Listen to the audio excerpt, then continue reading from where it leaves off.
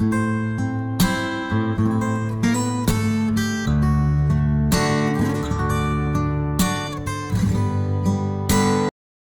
a tua Bíblia, por favor, no livro de Tiago, no capítulo 1. Livro de Tiago, uma das cartas de Tiago, aliás, uma carta de Tiago, né? Capítulo 1, nós vamos ler a partir do versículo 2 até o versículo 4. Tiago, que está depois ali da carta dos Hebreus, carta aos Hebreus, capítulo de número 1, versículo de número 2 ao 4. Quero falar com vocês, eu coloquei o título aqui: existe um processo. Todos acharam? A minha tradução ela diz assim: meus irmãos, tenham por motivo de grande alegria o fato de passarem por várias provações, sabendo que a provação de fé de vocês tem produzido perseverança. Ora, a perseverança deve ter ação completa, para que vocês sejam perfeitos e íntegros, sem que lhes falte nada. Amém? Sente-se, por favor. Até hoje eu não vi ninguém chegar para mim e falar assim: pastor, eu estou muito feliz. Pelo qual motivo, meu irmão? Eu estou feliz porque eu estou passando pelo estreito. Sério? Até hoje eu não vi ninguém chegar para mim e falar: eu estou feliz, pastor, porque eu passei fome esse dia. Eu estou feliz, pastor, porque tive que fazer muita força. Ou eu estou feliz porque eu estou enfrentando muitos conflitos terríveis. Eu estou feliz, pastor, porque eu estou numa depressão assim, ó, terrível. Eu não vi ninguém chegar para mim e falar assim: olha, pastor, eu estou feliz porque eu estou sendo adubado de uma forma humilhante. Eu estou feliz porque eu estou sendo perseguido. Mas é importante entendermos que a maturidade e a fé, ela se desenvolve principalmente nesse campo, no campo da provação. No campo da provação, que faz parte de um processo de fortalecimento. É importante entender que esse campo, nenhum de nós pode escapar. Nenhum de nós. A palavra que eu guardo no meu coração hoje, eu transmito para vocês, está em Lucas, no capítulo 1, versículo 37, que diz que porque para Deus não haverá impossíveis em todas as suas promessas. E por mais que eu esteja passando por um caminho que exige de mim perseverança, eu não posso jamais esquecer que para Deus não existe impossível. Nós somos seres resultantes da desobediência a Deus. Nós somos seres com a tendência à queda. Nós somos seres, meus irmãos, que iremos nos apresentar diante de Deus como nós somos, nus diante de Deus, de dentro para fora ou de fora para dentro. E o trabalho das provações que nós enfrentamos tem muito a ver com essas lapidações. O milagre de Deus sempre é para cumprir o propósito de Deus. Não é para cumprir a minha vontade, é para cumprir o propósito de Deus. A minha vontade, em muitas fases da vida, me afasta do propósito de Deus. Mas quando eu me arrependo, quando eu peço a intervenção dele, o milagre existe para isso. Deus é capaz de mudar as ações da natureza. Deus é capaz de mudar as ações de um câncer, por exemplo, de uma doença, para que o propósito dele se cumpra em uma vida. Deus pode transformar realidades, mudar. Olha só, isso é incrível, porque Deus, embora tenha nos dado o livre-arbítrio, Ele pode colocar pessoas numa condição como a de Jonas, dentro de um peixe. Se peixe é fedido por fora, imagine por dentro, meu irmão. Se é cabuloso algumas coisas por fora, imagine por dentro, no escuro, numa condição dessa. Então, como um coração de uma pessoa não será convencido em um ambiente de dificuldade assim? E por incrível, a gente não entende quando a mãe da gente dá uns petelecos, ou dava no caso uns petelecos, e falava: eu estou fazendo isso porque eu te amo.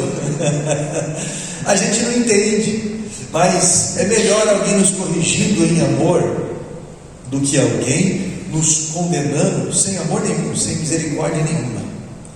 É melhor que um pastor chame você para conversar: olha, precisamos alinhar tal coisa. É melhor que o marido, a esposa, os pais, ou talvez até os filhos falem: olha, eu estou decepcionado, eu preciso que você ajuste tal coisa, do que cair nas garras de quem não tem misericórdia nenhuma. Para Deus não haverá impossível. Não esqueça disso, porque Jesus, Ele é suficiente para me manter. Jesus é suficiente, meu irmão, para me cobrir. Jesus é suficiente para restabelecer minha vida mediante todo esse processo. Não esqueça disso. Nós vivemos um mês de cada vez, um ano de cada vez, uma semana de cada vez, um minuto de cada vez, como diz, uma hora de cada vez. E de que forma nós vamos viver? Nós precisamos viver conhecendo e proclamando as promessas de Deus, para que não venhamos desistir dos processos, quando o processo ele envolve humilhação, quando o processo envolve exposição, quando o processo envolve tantas e tantas coisas na nossa vida. Através do conhecimento das Escrituras Sagradas, a palavra de Deus, você percebe que ela não é um mantra a ser repetido e viver de uma forma religiosa. Você percebe que ela é uma filosofia de vida prática. A palavra de Deus, ela é uma resposta de escolha que tem resultados bons, que tem resultados suficientes. Na palavra de Deus há um poder a ser examinado quando colocado em prática, porque ela diz que para Deus não haverá impossível em suas promessas, e eu e você somos uma promessa. O casamento é uma promessa, a família é uma promessa, a cura é uma promessa, a provisão é uma promessa, a vida é uma promessa. As promessas só irão se cumprir se houver condições. A promessa irá se cumprir se houver condições. Se você quer ter um diploma de médico, existem condições para isso. Se você quer ter uma carteira de motorista, existe uma condição para isso. E uma condição que quero passar para você hoje, sobre a vida, uma condição que quero passar para você hoje, independente da área ou do momento que você está vivendo. A primeira condição nesse processo, para que as promessas se cumpram na tua vida, a primeira condição, ela é: se eu não fugir. Se eu não fugir. Então preciso que você entenda que Deus cumpre as suas promessas por processos, por etapas, e eu não posso fugir das etapas. 1 Coríntios capítulo 3, versículos 6 e 7 diz: eu plantei, Apolo regou, mas Deus é quem dá o crescimento, de modo que nem o que planta e nem o que rega são alguma coisa, mas somente Deus que efetua o crescimento. Meu irmão, o crescimento ele é espiritual, é um trabalho de Deus, apesar do esforço humano em plantar e em regar, mas o crescimento ele vai vir de Deus. Não esqueça disso. Você acha que José, ele governou, ele comandou o Egito, a maior potência do mundo na época? Ele não teve um processo a se enfrentar? Ele não teve que passar por um processo em que ele precisaria entender o que é misericórdia, perdão, humilhação, traição, abandono, rejeição? Ele não precisaria entender quem é a coluna da sua vida em todas as fases? Mesmo num poço, num deserto, num calabouço, ele precisou entender quem é o grande amigo dele, para que isso trouxesse resiliência a ele. É interessante, né? Porque quando a criança nasce do ventre da sua mãe ali, a criança de 1 a 3 meses pelo menos, ela não consegue desconfigurar a ideia dela de que ela e a mãe são uma pessoa só. A criança começa a desenvolver depois a ideia de que ela é uma pessoa e eu sou outra pessoa. Até então, o bebê, no seu subconsciente, ele entende que ele e a mãe, ou ela e a mãe, é uma pessoa só. E é interessante como Deus vai trabalhando com a gente, porque os cordões umbilicais da nossa vida, Deus vai cortando. Você talvez conhece uma pessoa, vira o seu namorado, a sua namorada, seu marido, a sua esposa, e para algumas pessoas essa pessoa se torna o Deus da sua vida, muitas vezes. Às vezes a pessoa sonha com um filho, o filho da sua velhice, como aconteceu com Abraão, e às vezes o Isaac se torna o Deus da sua vida. E ele não é o Deus da sua vida. Como Deus chega e fala exatamente com Abraão e pedindo Isaac. Quando Deus pede Isaac para Abraão, Deus não quer Isaac. Isaac já é de Deus. Deus quer Abraão. Deus quer o coração de Abraão. E as provações da nossa vida, elas vão nos moldando na ciência de entender quem é o suficiente na nossa vida. Por isso nós não podemos fugir do processo, fugir da missão, fugir do lugar que Deus nos semeou. Isso trouxe força porque José, ele poderia ter cometido suicídio na prisão, porque ele foi abandonado, traído injustamente. E olha, eu sigo algumas páginas que mostram os óbitos nacionais e como algumas pessoas faleceram. E é impressionante o nível de suicídio, gente. Aí a palavra aparece assim, ó, a idade da pessoa, o nome da pessoa, e aparece ali como a pessoa faleceu. E no suicídio aparece desistiu da vida. Jovens de 20, 30 e 40 anos é a maioria. A maioria. 20, 30 e 40 anos, nessa faixa. Depois, a questão da morte, o segundo lugar que eu percebi são os crimes passionais. Geralmente ele matando ela. Alguns outros casos, ela matando ele, mas acontece também bastante.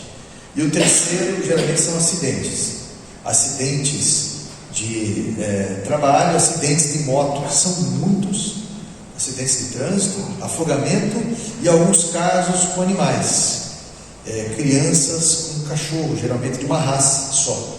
Não quero falar raça porque isso gera um certo preconceito, tá? Mas é uma raça que quando agarra não larga mais. Crianças de 3 anos, 2 anos, 1 ano. Então depende muito isso, por isso que não é justo eu falar raça, do cachorro. Mas eu quero que você entenda que em todos os processos aí tem pessoas desistindo. Gente que desiste da vida, gente que desiste da faculdade, gente que desiste do estudo teológico, gente que desiste do ministério, gente que desiste do casamento, gente que desiste do perdão que havia dado. E se José planejasse vingança?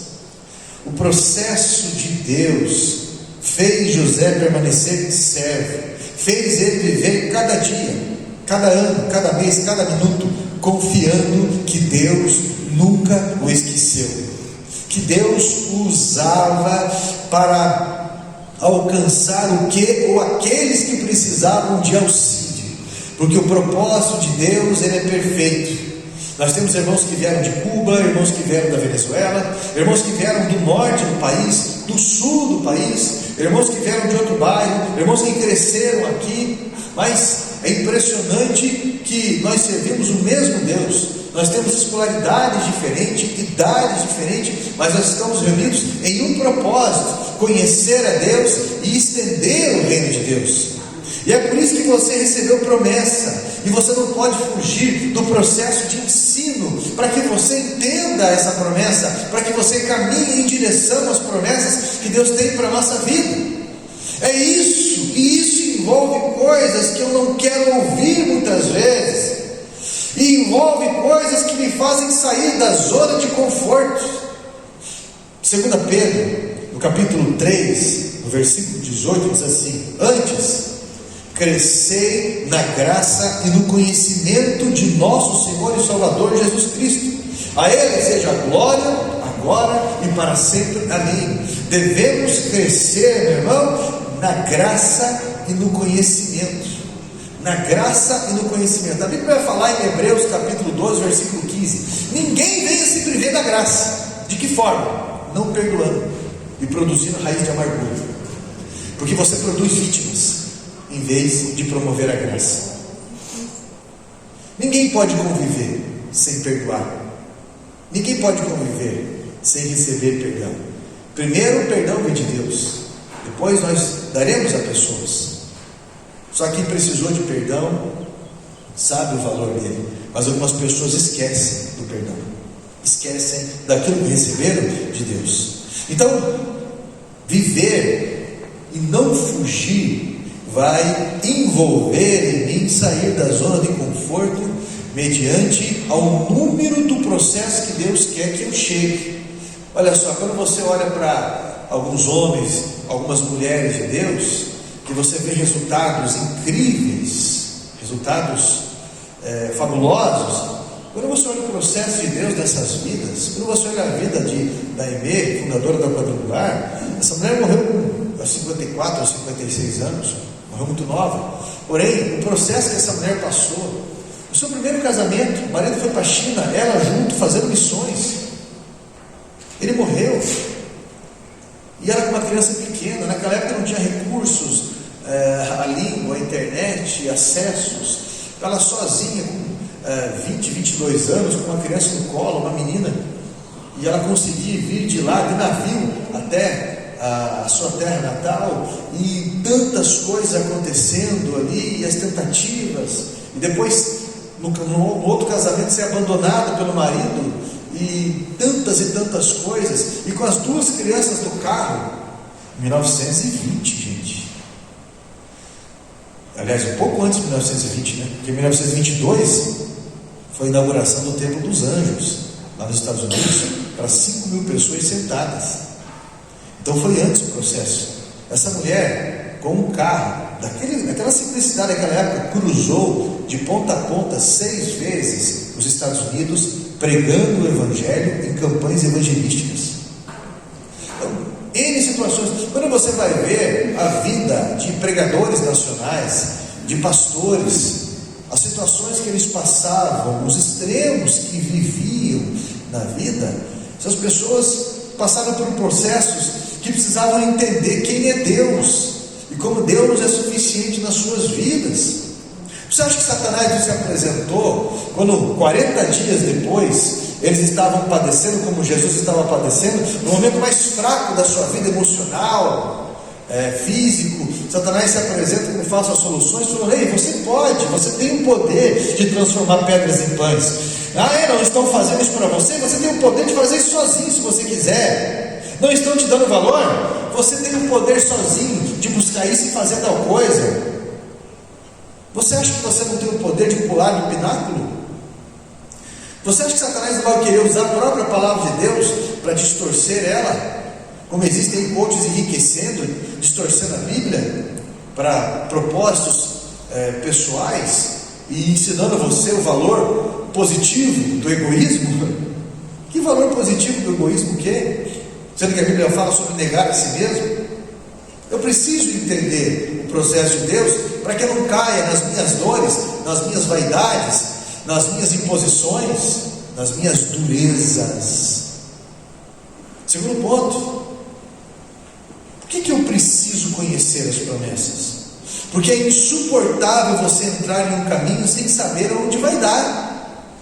Muita gente não chega a lugar nenhum, e não é porque não tinha talento, não é porque não tinha recursos, mas porque desistiu de caminhar. E por que desistiu de caminhar? Porque não conhece a promessa, ou definhou, ou parou de olhar para a promessa, e aí essa pessoa desanima, ela desiste de caminhar, desiste do casamento, desiste da faculdade, desiste do ministério, desistiu da sua ligação com Deus através do seu ministério, porque qualquer ofensa, qualquer contradição, qualquer demora, qualquer decepção, essa pessoa mostrou quem é o seu Deus, aonde estão os seus olhos.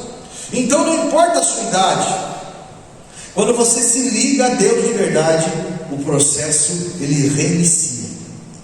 Só que eu preciso entender que cada vez, quanto mais o tempo passa, quanto mais eu desisto e volto, o processo ele fica mais difícil, ele me humilha mais, porque existem coisas que eu deveria ter passado com 16 anos e eu fugi, e agora eu estou com 40 e eu vou passar por esse processo. Coisas que eu deveria aprender, maturidade que eu deveria ter com 20 anos, e eu fugi. E agora, com 50 anos, eu vou ter que enfrentar até eu amadurecer nisso, porque eu não posso ficar fugindo, não é? E é algo que você não pode fugir. John Wayne, ele disse uma vez: o pecado não pode ser morto sem a sensação de dor e perturbação. Por essa razão, Cristo comparou isso com cortar a mão direita ou arrancar o olho direito. A porta estreita, ela existe.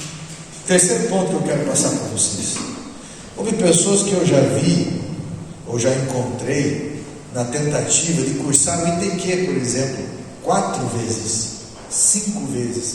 Houve pessoas que estavam na minha sala em 2002 e que depois eu me tornei professor dessa pessoa do ITQ, e a pessoa desistiu de novo e até hoje quer reiniciar o processo na sua vida, mas sempre achando que podem fugir do processo. E nós não podemos fugir do processo. Não pode. Já entraram no ministério de louvor e saíram várias vezes. Já entraram nos ministérios, mulher, homem, seja o que for, diaconato, e já saíram várias vezes. Eu já vi pessoas sendo internadas em comunidade terapêutica mais de 30 vezes e ainda acham que podem fugir do processo tendo uma droga de estimação. O que querem fugir? E oram a Deus ainda, iludidos, achando: Senhor, me tira essa vontade. Você conquistou essa vontade, e você vai ter que lutar contra essa vontade. De que forma? Se apegando a Deus e a sua missão. A Bíblia diz que o pecado está à porta. Se você abrir a porta, cabe você dominá-lo. De que forma, pastor? Conhecendo sobre Deus, buscando sobre Deus, porque aquela memória nunca vai sair da sua vida. Se você entrou na área da perversão sexual, você vai ter que lutar contra essa fera, porque chega um ponto que a pessoa não consegue ter prazer na vida com aquilo que Deus presenteou, somente com aquilo que é proibido, escondido, perverso, maquinável. Cuidado com essas coisas.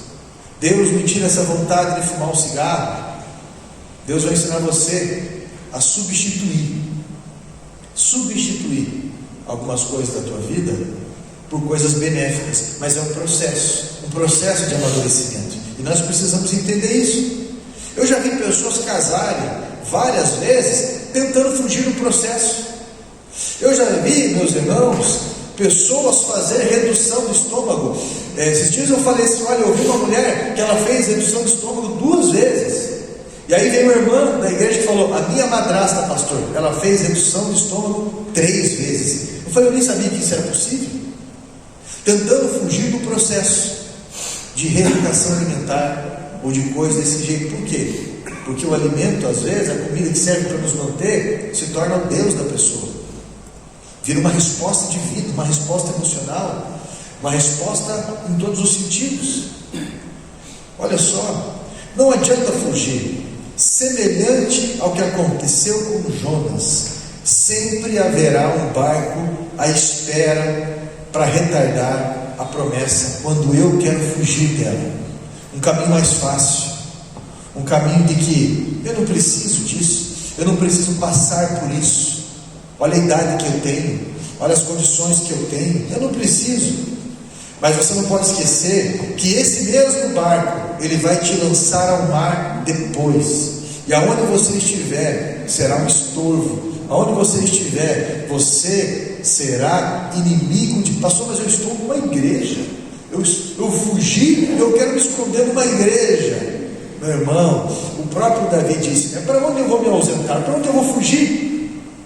Se eu construir uma cama no fundo do mar, o Senhor vai estar lá. Se eu subir no alto de uma montanha, o Senhor vai estar lá também, porque Ele está em nós, e eu não posso fugir. E quando você percebe, Ele te alcança ali. E aí, qual que é o processo? Vai fugir do processo? Eu quero você. Eu te dei a vida para isso. Eu te dei a vida para isso. Você vai fugir do processo até quando? E de uma forma cada vez mais desagradável, nós seremos lançados ao mar se fugirmos do processo. Permaneça na igreja até vencer o pecado. Permaneça na igreja até avançar. Permaneça na igreja Não esqueça disso, não, meu irmão, porque para Deus não haverá impossível. Deus não haverá impossível. Lucas 1,45: bem-aventurado o que creu, porque serão cumpridas as promessas que lhes foram ditas da parte do Senhor. Você pode pedir graça para suportar o processo, para firmar o seu caminho na obediência. Presta atenção, Romanos no capítulo 8, no versículo 28, diz assim: todas as coisas cooperam para o bem daqueles que amam a Deus, dos que foram chamados segundo o seu propósito. Às vezes é bom entender que o mar fatidicamente terá turbulência. Então pare de se iludir pedindo que não haja turbulência. Pare de perder tempo e reforce o seu barco, reforce a sua fé, reforce o seu estímulo, reforce a sua vida. Prepare o seu intelecto para os desafios, prepare o seu emocional para você não ser escravizado quando aquilo que você mais teme acontece. O próprio Jó disse isso, né? Aquilo que eu mais temia me sobreveio. O que eu mais temia me sobreveio. Deus o abandonou? Não. Deus não o abandonou. Deus não o abandonou. Mas existiu um processo. Prepare o seu emocional, porque as suas decisões são muito importantes no processo. Prepare-se. A oração, ela tem uma grande valida para alinhar o teu emocional em tudo isso. Eu nunca esqueço da frase do pastor Marcos Amorim: cuide da sua oração e Deus vai cuidar do seu coração. Aumente a sua sintonia sobre o tema que você está passando, até você suportar a turbulência do momento. Isso é, suporte o processo. Porque eu preciso que você entenda que a prova da fé, ela vai produzir perseverança, mostrando que o processo é uma preparação para alcançar o propósito, é um molde, é um lapidar de Deus. Eu tenho certeza que com esse lapidar, na idade que você tem hoje, você não tinha feito tanta coisa assim atrás. Esse tempo atrás um homem falou uma frase que eu achei interessante. Ele falou: pastor, por que quando a gente é novo, a gente faz tanta M assim? Não sei. Para adubar o futuro. Para adubar o futuro. E você está mais maduro lá na frente. Não é verdade? Mas algumas pessoas, elas parecem que esquecem do adubo. Eu quero orar junto com você, pedindo ombros fortes. Porque quem de nós aqui não quer fugir, né? Quem de nós não quer ficar mais um pouco na cama? Quem de nós aqui está com uma lombriga e às vezes o pâncreas não colabora e a pessoa esquece que Satanás vem em forma de açúcar, docinho, não é? Ainda mais aquele açúcar de padeiro, que ele é mais fininho ainda, que vem em cima do sonho, que vem com nomes assim maravilhosos, né? Sonho, disso. Tem uns que não tem um nome tão atrativo, igual cueca virada, mas quando é fresco, tem uns que não tem um nome tão atrativo assim de alguns doces. Mas olha, meu irmão, eu vou falar, às vezes o inimigo vem em forma de açúcar e vai vir de uma forma atraente. Olha, um dia Jesus, ele pediu, olha só como isso é forte, né? Um dia Jesus pediu para que a cruz fosse afastada dele. Mas ele também disse: seja feita a sua vontade. Força, meu irmão, porque você verá a promessa cumprida quando você olha além da cruz. Negar a si mesmo, tomar a sua cruz, é para cristão. A palavra cristão significa mini Cristo ou seguidor de Cristo. Às vezes tem vontade de chegar para uma pessoa e falar um monte para essa pessoa. Às vezes tem vontade de chegar numa pessoa e bater nessa pessoa, ou simplesmente desprezar a sua presença. Mas negar a si mesmo e tomar a sua cruz significa dar um abraço, e significa não dizer a tua força, mas dizer o teu objetivo. Eu estou me esforçando, olha, eu amo tanto você, meu irmão, que eu estou me esforçando para não te bater. Isso não é palavra de amor, isso é um desabafo feio. Eu tenho que chegar no ADS, eu não tenho esse problema com ele, graças a Deus, né? Chegar para ele e falar: olha, meu irmão, olha, em Cristo eu amo você e eu espero que a tua vida encaixe cada vez melhor. Bom, e você pode contar comigo no que nós pudermos nessa caminhada cristã. Isso vai edificar a vida. A minha força, ela se volta contra mim quando eu estou sendo provado. Isso se chama concupiscência da carne. Concupiscência é eu lutar contra a minha inteligência, contra a minha astúcia, contra a minha malandragem, ou contra os meus recursos que podem me trazer conforto. Eu tenho dinheiro, eu não preciso estar aqui. Eu tenho dinheiro, eu não preciso de tal coisa. A concupiscência da carne é a nossa própria força que tenta nos impedir de fazer o que é correto, ou os nossos próprios recursos. Eu não preciso fazer isso, a minha esposa me defende de tudo, eu vou deixar ela enfrentar. Eu não preciso fazer isso, a minha mãe me cobra de tudo, meu pai me ajuda em tudo, então eu não preciso passar por esse processo, porque os meus pais, eles são líderes, eles são cristãos, e eles me cobrem espiritualmente, eu estou debaixo da intercessão deles, então eu não preciso congregar, eu não preciso estar com Deus, eu não preciso um monte de coisa aí. Negar a si mesmo e tomar sua cruz envolve maturidade. Aceite o processo, se prepare para receber a promessa de Deus, no que se trata de família, cura, salvação, paz. Eu tenho certeza que pode parecer o fim de algumas coisas, como aconteceu com Sansão. Ele perdeu a sua visão, ele foi humilhado, capturado, ele foi iludido por uma pessoa. Sansão se decepcionou com uma pessoa, se decepcionou com ele, viu o tamanho da desgraça que ele causou, se perdeu na ideia, se perdeu no propósito e tudo mais, mas ainda assim, de alguma forma, mesmo no lugar de um animal, mesmo amarrado entre duas colunas com escárnio, para ser humilhado diante dos príncipes dos filisteus, ele pediu para Deus o cumprimento da promessa de Deus, e o milagre aconteceu, porque Deus devolveu a força a ele. E ele cumpriu a promessa de Deus. E ali a Bíblia diz que ele cumpriu mais do que em toda a sua vida, de uma forma bem objetiva. Você pode pedir graça de Deus nesse momento. Você pode pedir graça nas coisas que você considera as mais difíceis e que talvez tenham barrado situações, tem resistido avanços na vida. Existem muitas bênçãos que estão represadas nas vidas e que não avançam enquanto você não negar a si mesmo, não amadurecer, não tomar a sua cruz. É um processo. Deus é fiel, e o que você está passando é uma fase. Não fuja do processo, porque Deus irá cumprir a sua promessa. Amém? Se coloque em pé em nome de Jesus.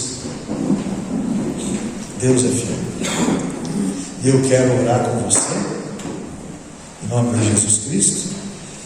Eu quero que você coloque a mão no seu peito assim, que você feche os teus olhos. Eu quero orar, porque eu tenho certeza que enquanto eu estive pregando, você esteve lembrando as situações, não só de provação que você está passando, mas de alguém difícil, de uma situação que intimida você, e talvez desafios que você não queria levantar da cama hoje, ou essa semana, que você está clamando por férias. Mas de que jeito, né?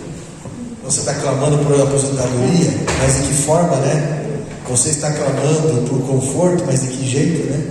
Então, o jeito sim é você pedir graça e força a Deus para fortalecer as tuas respostas, a tua saúde, a tua força, a tua visão. Deus é Deus. Vamos orar, e você pode colocar isso diante de Deus, pedindo força para encarar aquela conversa, aquelas situações, a humildade que precisa ter, a conciliação que precisa ter. Amém?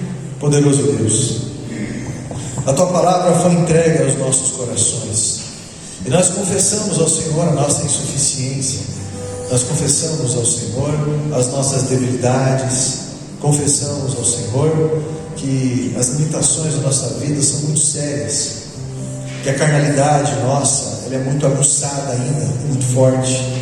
Nós estamos pedindo ao Senhor a graça sobre todo esse processo. Estamos pedindo ao Senhor porque nós estamos cansados.